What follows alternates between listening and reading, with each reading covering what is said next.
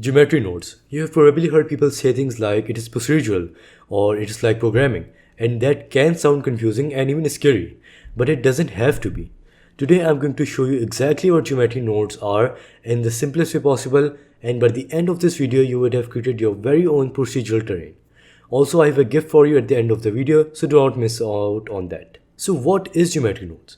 Geometry nodes is just a way to tell Blender what you want to build.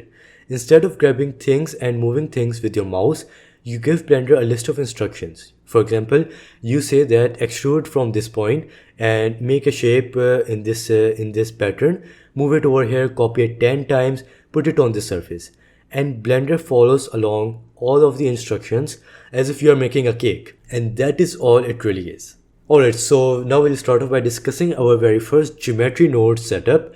And how we can do that? Well, I'll just add in any object. So I will just, for example, I will add in a cube. And now I'll just go over to the edit mode, and then I'll just press the right mouse button and delete vertices. So now as you can see, we do not have any mesh shader right over here. Well, instead we'll be adding it using geometry nodes. Firstly, I've just opened the geometry node setup window over here, and then I'll create the new, I'll press on the new button. Now this group input is used to define our actual geometry that we have created the geometry nodes on. But as we don't have anything in our viewport, so we don't have anything in our group input as well. So we'll be just deleting this.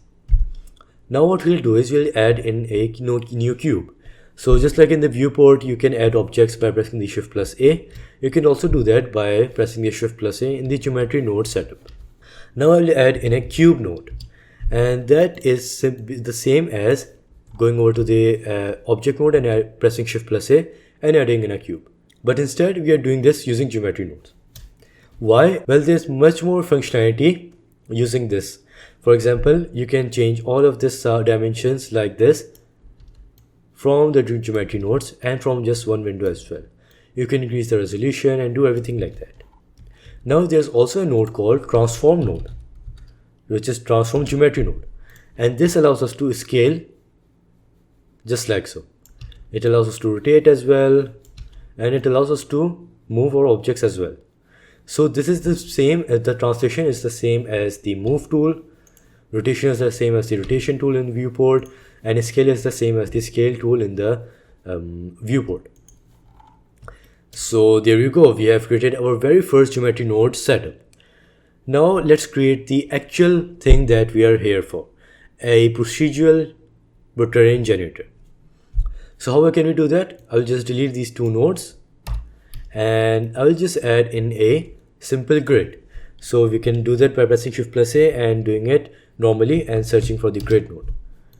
And now I'll connect it with the group output, and as you can see, we have a simple plane. Now I will scale it up to, let's say, 10 meters, 10 by 10. And I will scale and I will increase the resolution to 400, okay?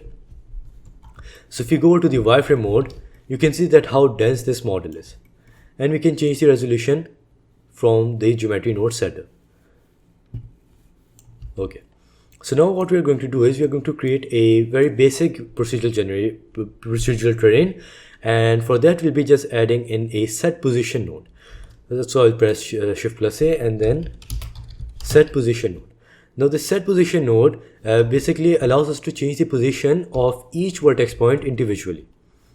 So you may already see that where we are going from over here. And now what we'll be doing is we'll be just adding in a simple noise texture. Now a noise texture will allow us to, or will give data to the set position node, and will tell the set position node that where to displace the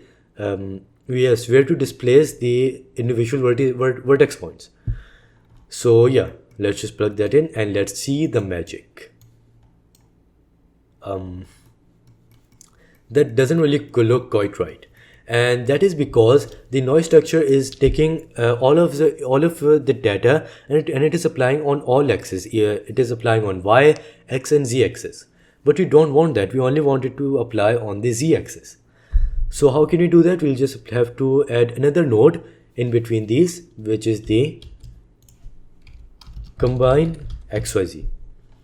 Now I'll just plug that in, and I will just take this noise texture value and plug this through the z-axis, because we only want this effect to happen in the z-axis. And as you can see here, we have gotten our desired result. And this doesn't really get, and noise texture doesn't affect the x-axis and the y-axis. It only affects the z-axis.